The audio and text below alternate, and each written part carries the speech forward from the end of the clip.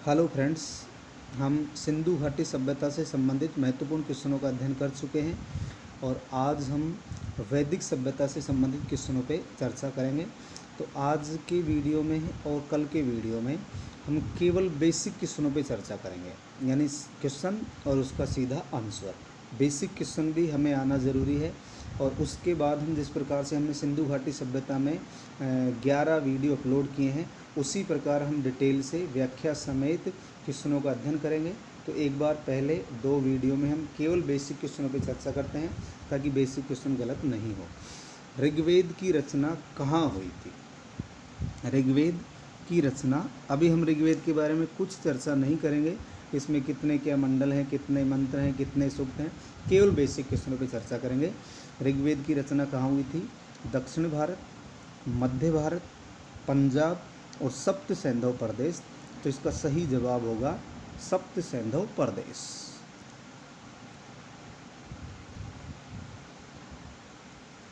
यानी सप्त सैंधव प्रदेश की अगर हम बेसिक बात करें तो सिंधु नदी और उसकी सहायक नदियों का क्षेत्र।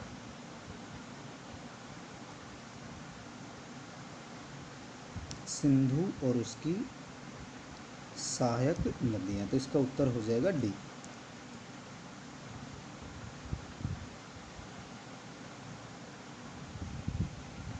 ऋग्वेदिक आर्य पूजा करते थे, तो किसकी पूजा करते थे? गाय की पूजा। गाय तो यदि हम बात करें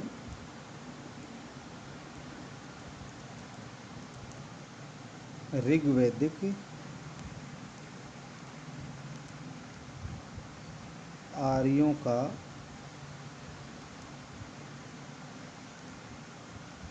प्रमुख पशु गाय थी। वृक्ष की पूजा, बैल की पूजा, प्रकृति की उपासना करते थे, ये ध्यान रखना है। ऋग्वेदिक आर्य किसकी पूजा करते थे? प्रकृति की उपासना करते थे।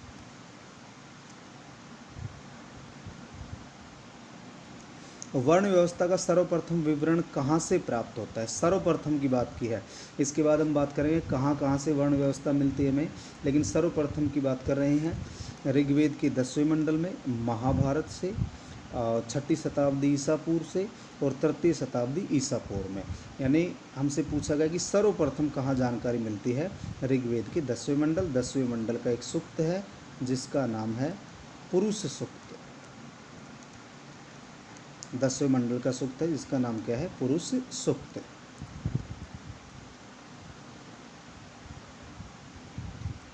उपनिषदों का मुख्य विषय, बात किसकी हो रही है? उपनिषदों की।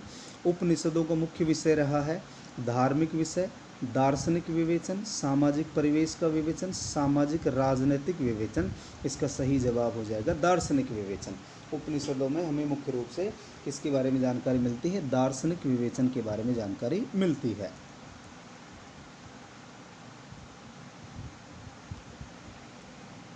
बाल गंगाधर तिलक आर्यों का मूल स्थान मानते हैं। आर्यों का मूल स्थान मानते हैं आर्कटिक प्रदेश या उत्तरी ध्रुव।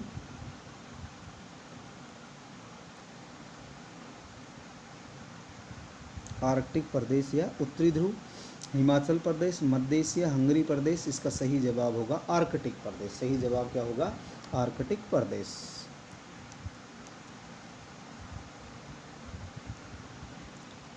वेद शब्द का अर्थ होता है, वेद शब्द का अर्थ क्या होता है? आचार संहिता, ज्ञान, धर्म संहिता, ज्ञान का रहस्य, ज्ञान अथवा जानना। वेद शब्द का अर्थ क्या होता है? ज्ञान अथवा जानना।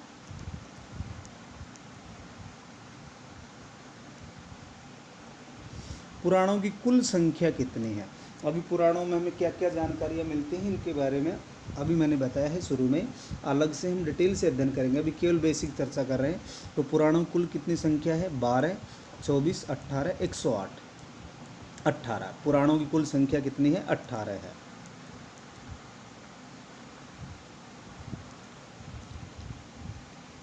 आर्य अनार्य युद्ध का वर्णन, यानी जिसे हम दासराग युद्ध भी कहते हैं, और ये युद्ध पुरुषणी अर्थात रावी नदी के तट पर हुआ था, रावी नदी के तट पर। तो ये युद्ध हमें कहाँ, इस युद्ध का वर्णन हमें कहाँ मिलता है? वेद, उपनिषद, स्मृति, बोध ग्रंथ, वेद में। और वेद में भी कहाँ मिलता है ये? ऋग्वेद में। और ऋग्वेद के कौन से मंडल में? 7वें मंडल में। तो वेद उत्तर हो जाएगा इसका।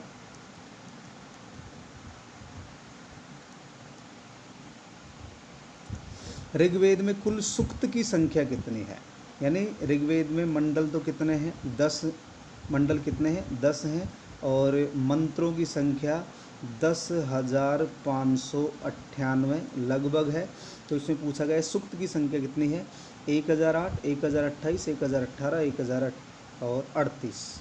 इसको 38 कर लेते हैं। तो इसका सही जवाब होगा 1028। सही जवाब क्या होगा? 1028।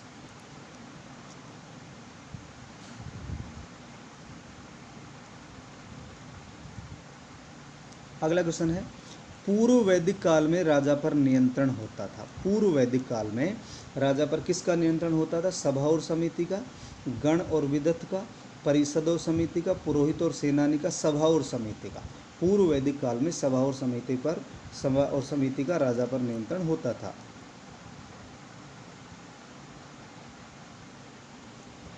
उत्तर वैदिक काल में विभाजन का आधार क्या था? उत्तर वैदिक काल में जो विभाजन किया गया उसका आधार क्या था? वर्ण व्यवस्था, आश्रम व्यवस्था, श्रम विभाजन, उक्त सभी। श्रम विभाजन। उत्तर वैदिक काल में विभाजन का आधार क्या था? श्रम विभाजन था।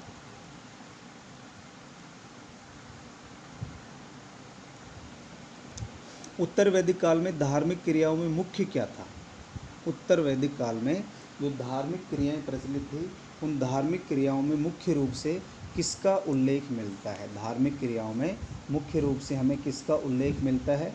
यज्ञ, कर्मकांड, मूर्ति पूजा और तांत्रिक अनुष्ठान।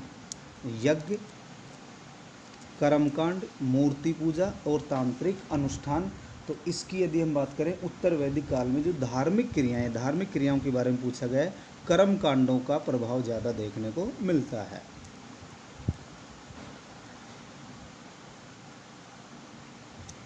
आर्यों का मूल निवास स्थान क्या माना गया है?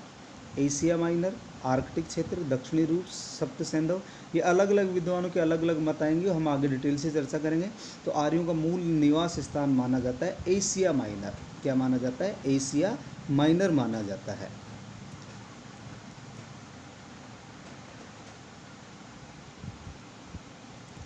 अगला क्वेश्चन है, निम्न में से कौन सी विशेषता वैदिक सभ्यता की नहीं थी? नहीं पूछा गया है।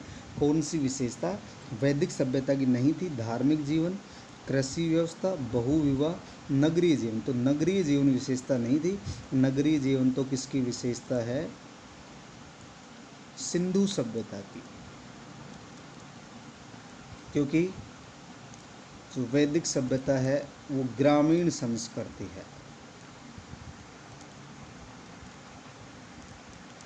वैदिक सभ्यता क्या है? ग्रामीण संस्कृति।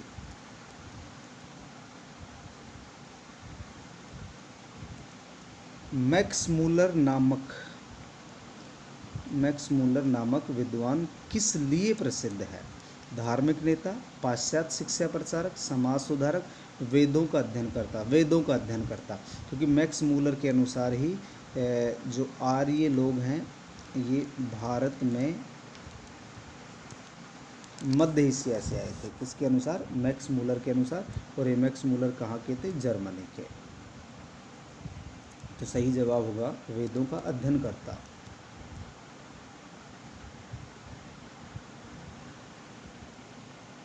आर्यों के बारे में किसके लेख प्रसिद्ध हैं? आर्यों के बारे में किसके लेख प्रसिद्ध हैं? बाल गंगाधर तिलक, शंकराचार्य, स्वामी विवेकानंद और एनी बिसेंट। अगर हम समाज सुधारकों की बात करें तो उसमें भी स्वामी दयानंद सरस्वती आते हैं। स्वामी दयानंद सरस्वती, जिनका नारा था वेदों की ओर लौटो।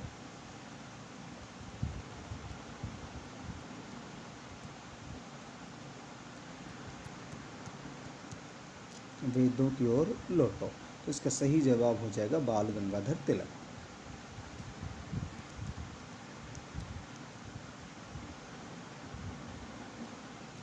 इसके बाद अगला क्वेश्चन है, ऋग्वैदिक सभ्यता में कृषि संबंधी अर्थव्यवस्था थी, पत्थर की मूर्तियों की पूजा होती थी, सती प्रथा का प्रचलन था, शहरी जीवन का पतन हुआ। शहरी जीवन का पतन हो जाता है, ध्यान रखना है। ऋग्वैदिक सभ्यता में शहरी जीवन का पतन हुआ और कौन सी संस्कृति की शुरुआत हो जाती है? ग्रामीण संस्कृति। कौन सी संस्कृति शुरू होती है? ग्रामीण। तो ऋग्वैदिक सभ्यता में शहरी जीवन का पतन हो जाता है।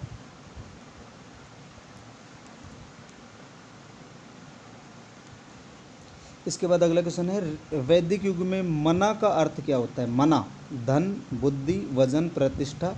इसका सही जवाब होगा धन। मना जो शब्द है इसका अर्थ क्या होता है? वैदिक युग में अर्थ क्या था? धन।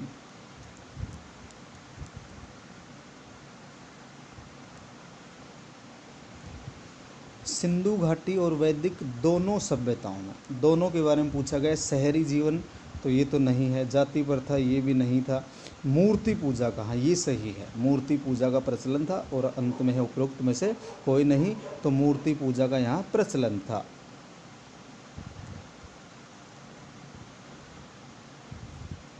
वैदिक काल में भाग और बलि क्या थे? वैदिक काल में भाग और बलि क्या थे?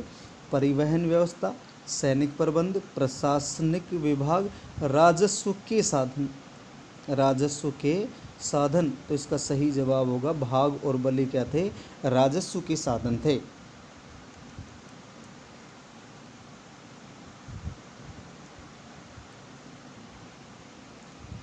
वैदिक समाज में किसका अस्तित्व था? वैदिक समाज में किसका अस्तित्व था? पैतृक परिवार थे, यानी प्रकृति की पूजा, वर्ण व्यवस्था, उपरोक्त सभी। पैतृक का मतलब पिता परिवार का यहाँ मुखिया होता था, प्रकृति की पूजा करते थे, वर्ण व्यवस्था का भी उल्लेख मिलता है। तो इसका सही जवाब होगा उपरोक्त सभी। सही जवाब क्या होगा इसका? उपरोक्त सभी।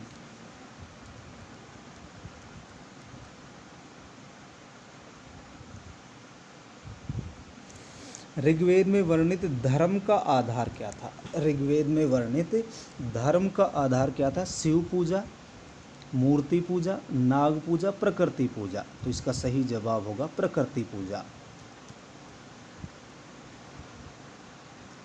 अगला क्वेश्चन है, प्राचीन साहित्य में वर्णित विवाहों के प्रकार हैं। प्राचीन साहित्य में वर्णित विवाहों के कितने प्रकार हैं? 8 प्रकार हैं। 4 प्रकार के विवाहों को तो क्या माना गया है? श्रेष्ठ प्रकार के विवाह माना गया, और 4 प्रकार के विवाहों को निम्न कोटि का विवाह माना गया है, जिसकी हम आगे चर्चा करेंगे। इसका सही जवाब हो जाएगा सी।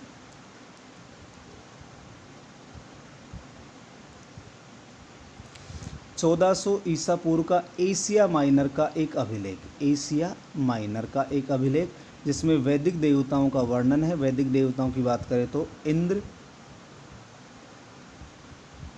मित्र, वरुण और नासत्य, इन देवताओं का वर्णन है, वैदिक देवताओं का वर्णन है। तो ये जो अभिलेख है किस स्थल से पाया गया है? अंकोरा, हित्ती, बोगजकोई और इस्तांबुल। ये कहाँ से प्राप्त हुआ है? बोगजकोई से। ध्यान रखना है कब का है ये? 1400 ईसा पूर्व का।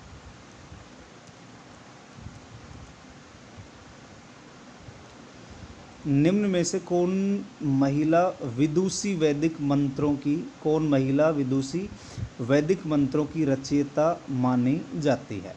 वैदिक विदुषी महिला जो मंत्रों की रचयिता मानी जाती है? घोषा, अपाला, विश्वआरा, उपरोक्त सभी। इसका सही जवाब क्या हो जाएगा? उपरोक्त सभी।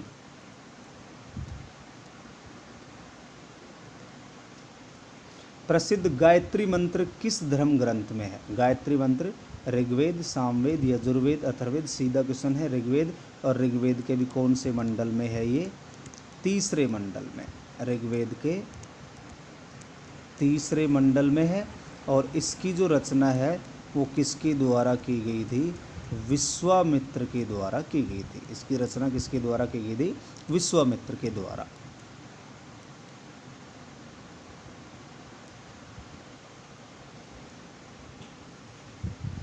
इसके बाद अगला क्वेश्चन है, वैदिक काल में शासन का सामान्य स्वरूप, वैदिक काल में शासन का सामान्य स्वरूप क्या था? वैदिक काल में शासन का सामान्य स्वरूप क्या था? गणतंत्र, राजतंत्र, कुलीन तंत्र, कोई नहीं, राजतंत्र। सामान्य स्वरूप कैसा है इस काल में? राजतंत्र वाला है। वर्ण व्यवस्था की उत्पत्ति का संकेत सर्वप्रथम किस धर्म ग्रंथ में मिलता है? वर्ण व्यवस्था की उत्पत्ति का संकेत सर्वप्रथम किस धर्म ग्रंथ में मिलता है? ऋग्वेद, यजुर्वेद, मनुस्मृति, अथर्ववेद। इसका सही जवाब होगा ऋग्वेद। और ऋग्वेद का कौन सा मंडल है? 10वां मंडल। ऋग्वेद का 10वां मंडल। 10वें मंडल के पुरुष सूक्त में हमें सर्वप्रथम वर्ण व्यवस्था के बारे में जानकारी मिलती है।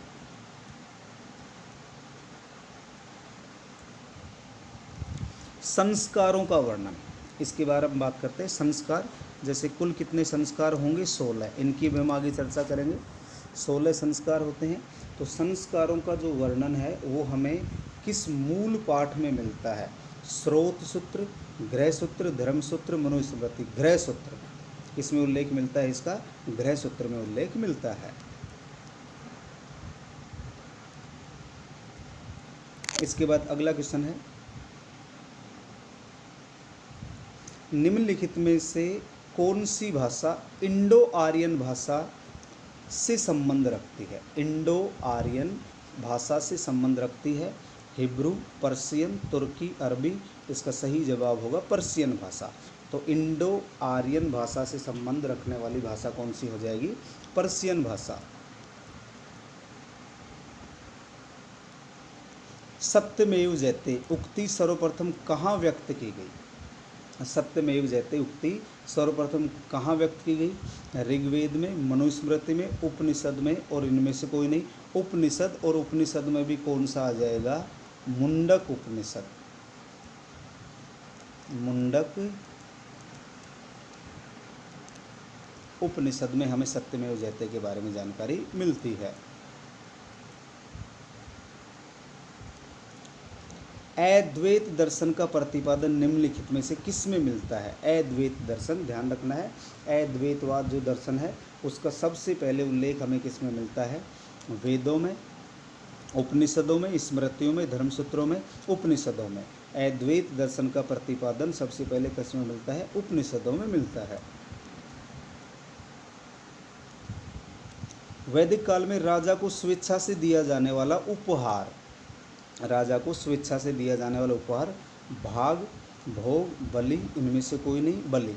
राजा को स्वेच्छा से जो उपहार दिया जाता था उसे किस नाम से जाना जाता है? बलि के नाम से जाना जाता है। अनुलोम और प्रतिलोम किससे संबंधित थे? अनुलोम और प्रतिलोम किससे संबंधित है? जन्म से, मृत्यु से, यौवन से, विवाह से। इसका सही जवाब होगा विवाह से। आगे हम डिटेल से चर्चा करने वाले हैं इनकी। तो अनुलोम और प्रतिलोम किससे संबंधित है? विवाह से संबंधित है। वैदिक भारत में, क्वेश्चन को ढंग से समझना है। वैदिक भारत में राजाओं में बहुविवाह प्रचलित थे। सभी स्त्रियां संपत्ति की वारिस बन सकती थी। और इसके बाद ये प्रथा शब्द दे दिया, सती प्रथा। सती प्रथा का व्यापक प्रचलन था और स्त्रियों के लिए शिक्षा निषिद्ध थी। ये गलत है, ये भी गलत है, ये भी गलत है, ये सही है। राजाओं में बहुविवाह प्रचलित थे। राजाओं में बहुविवाह प्रचलित थे। अगला क्वेश्चन देखिए, निम्नलिखित में से कौन सा वेद कर्म कांडों से विशेष रूप से संबंधित है? कर्म कांडों से विशेष रूप से ऋग्वेद, सामवेद, यजुर्वेद और अथर्ववेद। ऋग्वेद, सामवेद, यजुर्वेद, अथर्ववेद। इसका सही जवाब हो जाएगा यजुर्वेद। और यजुर्वेद एकमात्र वेद है जो गद्य और पद्य में लिखा गया है। गद्य और पद्य में लिखा गया है।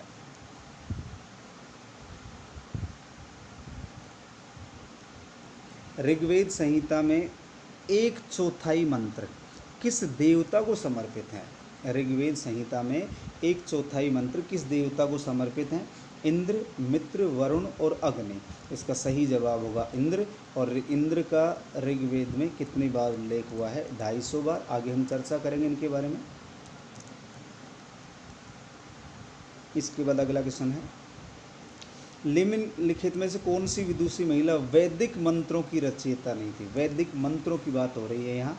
विश्वआरा, अपाला और घोषा, ये जो तीनों हैं, ये तीनों ऋग्वैदिक कालीन विदुषी महिलाएं हैं। ये तीनों ऋग्वैदिक कालीन हैं।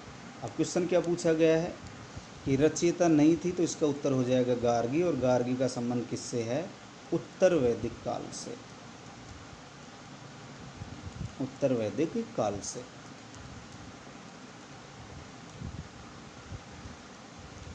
ऋग्वेद में वर्णित सबसे सामान्य अपराध क्या था? ऋग्वेद में वर्णित सबसे सामान्य अपराध अपहरण, डकैती, हत्या, पशुओं की चोरी। तो सबसे सामान्य अपराध क्या था? पशुओं की चोरी। और पशुओं में भी मुख्य रूप से किसकी चोरी होती थी? गाय की।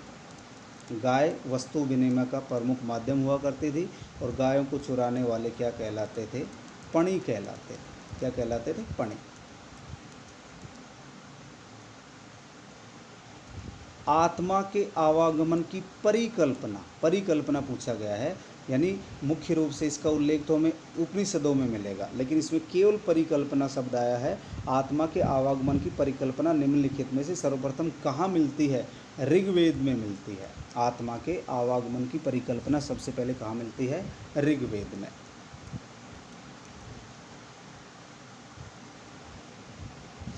बोगज कोई अभिलेख अभी हम चर्चा कर चुके हैं, 1400 BC ईसा पूर्व का है, और एशिया माइनर से प्राप्त हुआ है।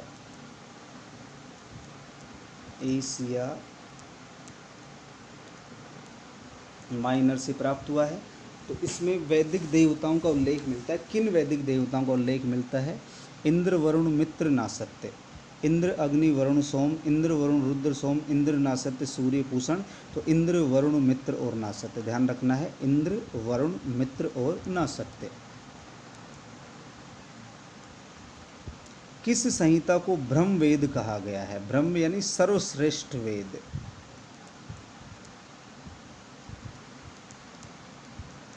किस संहिता को ब्रह्मवेद या सर्वश्रेष्ठ वेद कहा गया है? तो इसका सही जवाब हो जाएगा अथर्ववेद। सही जवाब क्या होगा? अथर्ववेद को ब्रह्मवेद अथवा सर्वश्रेष्ठ वेद की संज्ञा दी गई है।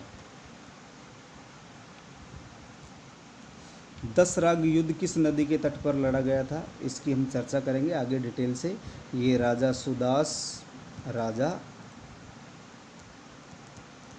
सुदास जो कौन से वंश का था? त्रस्तु वंश का था।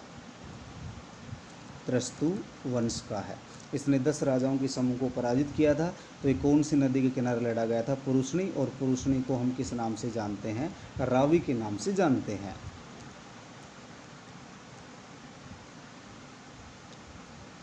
भारतीय जाति व्यवस्था अपने श्रेष्ठ स्वरूप में जानी जाती है। भारतीय जाति व्यवस्था अपने श्रेष्ठ स्वरूप में किस नाम से जानी जाती है? पुरोहित प्रधान, सामाजिक सौहार्द, कार्यों का विभाजन। इसका सही जवाब क्या हो जाएगा? कार्यों का विभाजन हो जाएगा।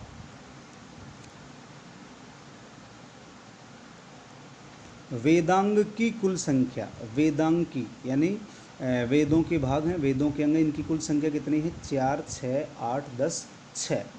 शिक्षा, इनका अलग से अध्ययन करेंगे हम। कल्प,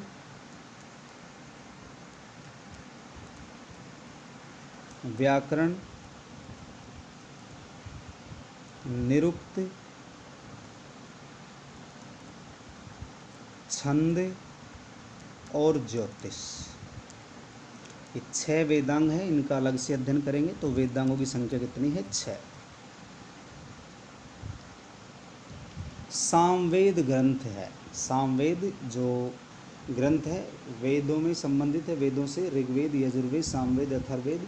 मंत्रों का, यज्ञ संबंधी विधि विधानों का, जादू टोना वशीकरण मंत्र का और चिकित्सा का।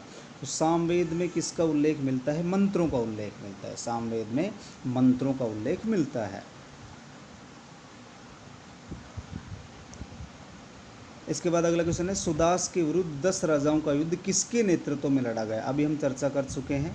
सुदास के विरुद्ध 10 राजाओं का युद्ध किसके नेतृत्व में लड़ा गया? सुदास के विरुद्ध की बात कर रहे हैं, विश्वामित्र के नेतृत्व में। किसके नेतृत्व में? विश्वामित्र के नेतृत्व में लड़ा गया था।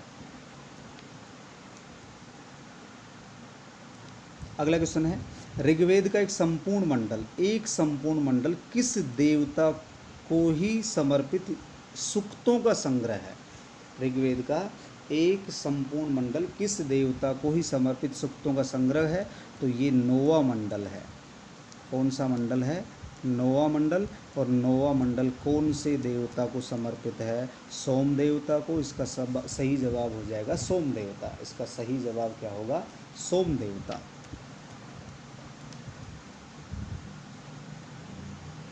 अगला क्वेश्चन है, पूर्व वैदिक काल से उत्तर वैदिक काल में राजस्व गठन में मुख्य परिवर्तन क्या हुआ? राजस्व गठन में मुख्य परिवर्तन क्या होता है? राजा भूमि का स्वामी हो गया, राजा का पद पैतृक हो गया। ये सही बात है दोनों, लेकिन क्वेश्चन पूछा गया है राजस्व गठन से संबंधित पूछा गया है, राजा की शक्ति से संबंधित नहीं पूछा गया है। प्रशासकीय अधिकारियों की संख्या में वृद्धि हो गई, ये बात भी सही है, लेकिन फिर कह रहा हूँ राजस्व गठन से संबंधित परिवर्तन पूछ रहे हैं। तो राज्य के संगठन का आधार कुल न रहकर अपितु भूमि का विस्तार हो गया। ये सही जवाब हो जाएगा डी। राज्य के संगठन का आधार कुल न रहकर अपितु भूमि का विस्तार। कुल यानी अपना कुटुंब। अगला क्वेश्चन है, राजा सुदास जिसके बारे में ऋग्वेद में वर्णित है कि उसने 10 राजाओं के समूह को पराजित किया था, किस वंश से संबंधित था? राजा सुदास जिसके बारे में ऋग्वेद में वर्णित है कि उसने 10 राजाओं के समूह को पराजित किया था, किस वंश से संबंधित था? त्रस्तु वंश से। अभी हम चर्चा कर चुके हैं कौन से वंश से था? त्रस्तु वंश से। निम्नलिखित में से सर्वप्रथम परीक्षित कौन है? ये मृत्यु लोक के देवता हैं।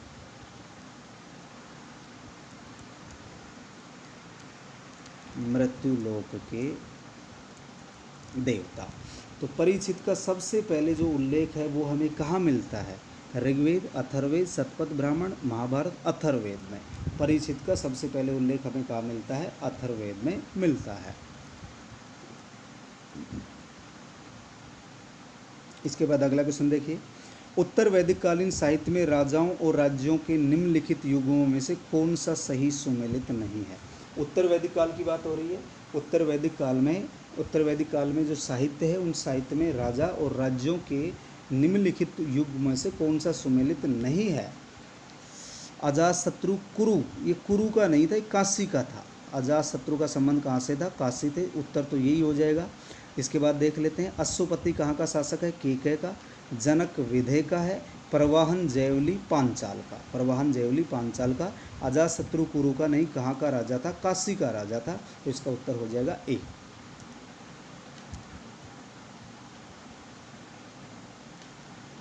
अगला क्वेश्चन है, निम्नलिखित पुरोहितों में से किसका कार्य यज्ञ के संपादन का निरीक्षण करना होता था? यज्ञ का कार्य संपादित हो रहा है और उस संपादन के निरीक्षण का कार्य किसके द्वारा किया जाता था? कौन से पुरोहित के द्वारा किया जाता था? क्योंकि जो 4 पुरोहित हैं ये चारों वेदों से संबंधित, जैसे होता, ये ऋग्वेद में पुरोहित है। उद्गाता सामवेद में पुरोहित है। अधर्व्यु यजुर्वेद में है और ब्रह्मा अथर्ववेद में। ब्रह्मा किस में है? अथर्ववेद में है। तो क्वेश्चन पूछा गया है कौन सा पुरोहित का, किस पुरोहित का कार्य यज्ञ के संपादन का निरीक्षण करना होता था? निरीक्षण का कार्य कौन करता था? ब्रह्मा करता था। कौन करता था? ब्रह्मा करता था।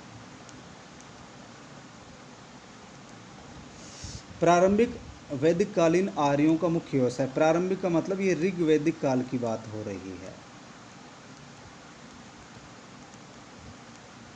प्रारंभिक का मतलब क्या हुआ? ऋग्वैदिक काल। तो ऋग्वैदिक आर्यों का मुख्य व्यवसाय क्या था?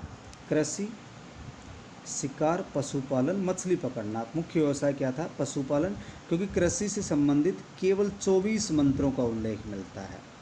ऋग्वेद में कृषि से संबंधित केवल 24 मंत्रों का, और ये भी उल्लेख हमें कहाँ मिलता है? चौथे मंडल में।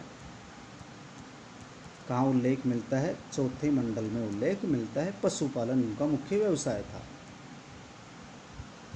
इसके बाद अगला क्वेश्चन देखिए, ऋग्वैदिक सभ्यता का वह तत्व जिसकी उपनिषदों के ऋषियों ने आलोचना की है। उपनिषद के जो ऋषि हैं, ऋषियों के द्वारा उसकी आलोचना की गई है। यज्ञवाद, ब्रह्मा, अद्वैतवाद, आत्मा, यज्ञवाद की आलोचना की है। ऋग्वैदिक सभ्यता का जो तत्व था यज्ञवाद, उसकी उपनिषदों के ऋषियों के द्वारा आलोचना की गई है।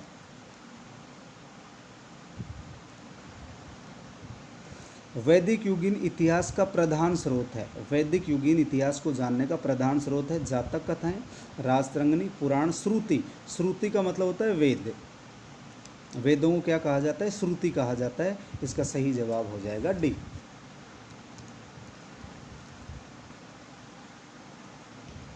मिताक्षरा की रचना किसके द्वारा की गई? मिताक्षरा की रचना किसके द्वारा की गई है? दायभाग, विज्ञानेश्वर, जीमूतवाहन और कोई नहीं। तो मिताक्षरा की जो रचना है वो संत विज्ञानेश्वर के द्वारा की गई है। मिताक्षरा की रचना संत विज्ञानेश्वर के द्वारा की गई है। वैदिक युग में राजा के पश्चात महत्वपूर्ण अधिकारी, यानी संपूर्ण वैदिक युग की बात कर रहे हैं ये केवल ऋग्वैदिक उत्तर वैदिक काल की बात नहीं कर रहे हैं। वैदिक युग में राजा के पश्चात महत्वपूर्ण अधिकारी सेनानी होता था। कौन होता था? सेनानी होता था। प्रारंभिक स्मृतियों के अनुसार ब्राह्मण को शूद्र द्वारा दी गई भिक्षा, प्रारंभिक स्मृतियों के अनुसार ब्राह्मण को यानी शूद्र के द्वारा ब्राह्मण को जब भिक्षा दी जाती है तो उसे लेनी चाहिए, नहीं लेनी चाहिए, जल से पवित्र कर लेनी चाहिए, कुछ भी नहीं कहा गया है, नहीं लेनी चाहिए। प्रारंभिक स्मृतियों के अनुसार यानी शूद्र के द्वारा दी गई ब्राह्मण को जो भिक्षा है वो नहीं लेनी चाहिए। अगला क्वेश्चन है, निम्न में से सबसे प्राचीन स्वर्ण सिक्का था। सबसे प्राचीन स्वर्ण सिक्का निष्क, कृष्णल, शतमान, पंचमार्क। इनके बारे में हम डिटेल से चर्चा करेंगे आगे। इसका सही जवाब हो जाएगा निष्क। सबसे प्राचीन स्वर्ण सिक्का कौन सा है? निष्क है। पूर्व वैदिक काल में निम्न में से किसमें प्रजातांत्रिक मामलों पर विचार विमर्श नहीं किया जाता था? पूर्व वैदिक काल में संस्थाओं के नाम दे रखे हैं, तो इन संस्थाओं में किसमें प्रजातांत्रिक मामलों पर विचार विमर्श नहीं किया जाता था? जन, सभा, समिति, विदत। इसका सही जवाब हो जाएगा जन। सही जवाब क्या होगा? जन। निम्न में से कौन सा यज्ञ राजा के राज्याभिषेक के अवसर पर होता था? कौन सा यज्ञ राजा के राज्याभिषेक के अवसर पर होता था? राजसूय, वाजपेय, अश्वमेघ, अग्निष्टोम। इसका सही जवाब हो जाएगा राजसू यज्ञ। कौन सा होगा? राजसू यज्ञ। वेद त्रयी है। वेद त्रयी क्या है? यानी प्रारंभिक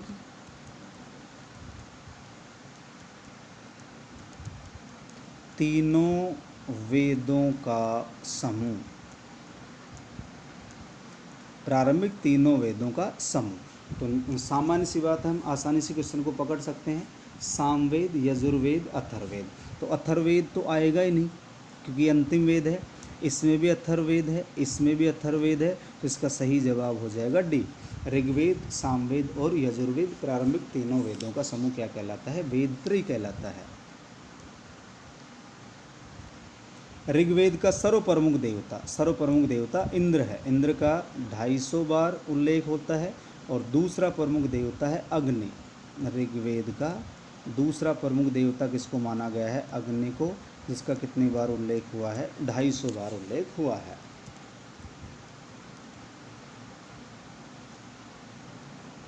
सर्वप्रथम राज्याभिषेक की परंपरा, सर्वप्रथम की बात की गई तो सर्वप्रथम राज्याभिषेक की जो परंपरा है वो कौन से काल में शुरू हो जाती है? पूर्व वैदिक काल में, महाकाव्य काल में, उत्तर वैदिक काल में, सूत्र काल में? पूर्व वैदिक काल में। सर्वप्रथम राज्याभिषेक की परंपरा पूर्व वैदिक काल में शुरू हो जाती है। अगला क्वेश्चन है,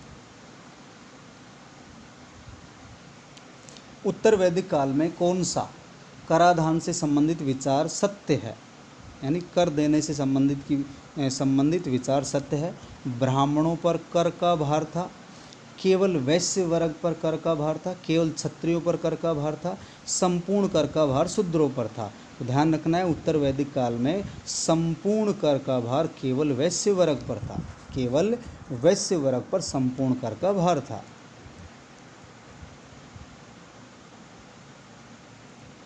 वह स्मृतिकार जिसने पिता के जीवन काल में ही पुत्रों के बीच संपत्ति के विभाजन की अनुमति दी थी।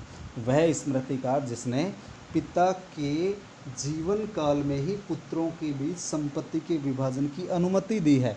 इसका सही जवाब हो जाएगा विज्ञानेश्वर। सही जवाब क्या होगा? विज्ञानेश्वर। अगला क्वेश्चन है, राजा जनक के दरबार में गार्गी ने किसे चुनौती दी थी? इनके बारे में आगे चर्चा करेंगे, हम डिटेल से चर्चा करने वाले हैं। तो राजा जनक के दरबार में गार्गी ने किसे चुनौती दी थी? विश्वामित्र को, वशिष्ठ को, याज्ञवल्क्य को और अष्टावक्र को। इसका सही जवाब होगा याज्ञवल्क्य। आपस में इनमें संवाद होगा, वाद विवाद होगा, उसकी चर्चा हम आगे करेंगे।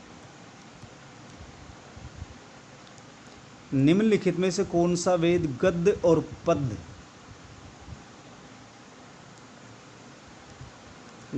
पद में रचित है? इसकी चर्चा कर चुके हैं। यजुर्वेद एकमात्र वेद है जो गद्य और पद में लिखा गया है। ऋग्वेद में कुल कितने मंडल हैं? 5, 8, 6, 10। ऋग्वेद में मंडलों की संख्या कितनी है? 10 है। अगला क्वेश्चन है, ऋग्वैदिक काल के विषय में सत्य क्या है? ऋग्वैदिक काल के विषय में सत्य क्या है? बाल विवाह प्रचलित था, गलत बात है। शूद्रों की स्थिति दयनीय थी, ये भी गलत है। ब्राह्मण कर से मुक्त नहीं थे, ये भी गलत है। और प्राय कर का भार वैश्य समुदाय पर था, ये सही बात है। ऋग्वैदिक काल में क्या सत्य है? ब्राह्मण कर से मुक्त नहीं थे, शूद्रों की स्थिति दयनीय थी, बाल विवाह प्रचलित था, ये तीनों गलत हैं। सही हो जाएगा प्राय कर का भार किस पर था? वैश्य समुदाय पर था। तो दोस्तों आज के वीडियो में इतने ही क्वेश्चन। इसके बाद हम नेक्स्ट चर्चा करेंगे और अगला जो वीडियो होगा उसमें भी केवल बेसिक क्वेश्चनों पे चर्चा करेंगे और तीसरे नंबर का जो वीडियो होगा वहाँ से हम डिटेल से पढ़ना शुरू करेंगे। जय हिंद, जय भारत।